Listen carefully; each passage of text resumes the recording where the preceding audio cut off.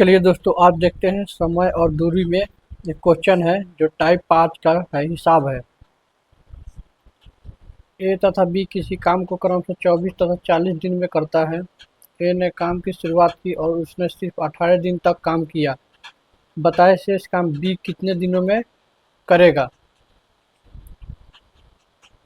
ए जो है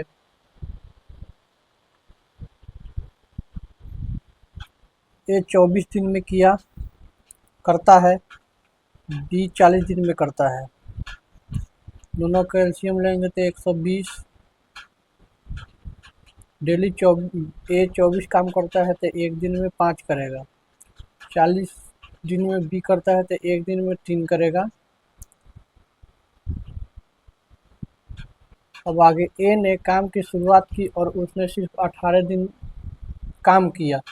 ए ने सिर्फ 18 दिन काम किया, जो 5 की क्षमता से ए 18 दिन काम किया था। 18 पच्चीस 90, 90 काम ए कर दिया था। शेष काम कितना बचा? 120 में से 90 घटा तो 30। शेष काम 30 बचा।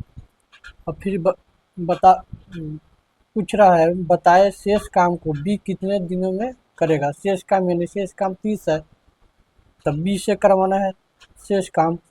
तो बी का क्षमता 3 है, तो 30 काम बी 3 की क्षमता से कराएंगे तो 10, यानी बी की क्षमता 10, यानी बी इस काम को 10 दिन में करेगा। तो ऑप्शन नंबर डी है जो सही आंसर है। दूसरा क्वेश्चन है, ए किसी काम को 20 दिनों में तथा बी उसी काम को 25 दिनों में पूरा करता है। बी अकेले 10 दिन तक काम करने के बाद छोड़ दे तो ए शेष काम को कितने दिनों में करेगा। ए शेष काम को कितने दिनों में करेगा, यानी ए किसी काम को 20 दिनों में तथा बी उसी काम को 25 दिनों में। ए काम करता है 20 दिन में, बी करता है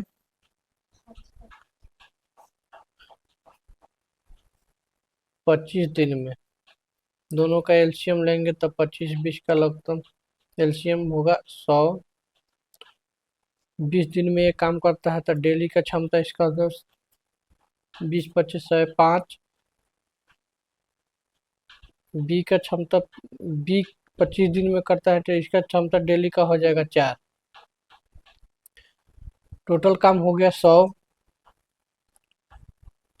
अब कहता है सवाल में, बी अकेले 10 दिन तक काम करने के बाद छोड़ा तो शेष ए शेष काम को कितना दिनों में करेगा।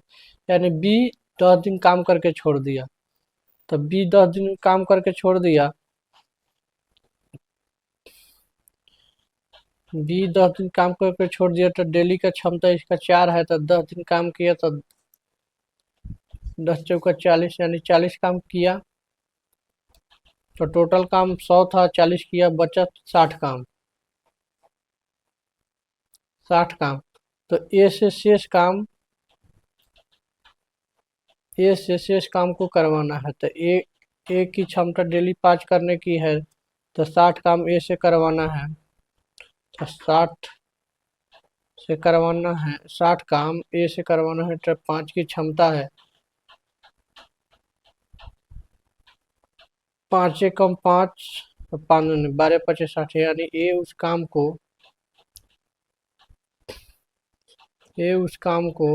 12 दिन में करेगा।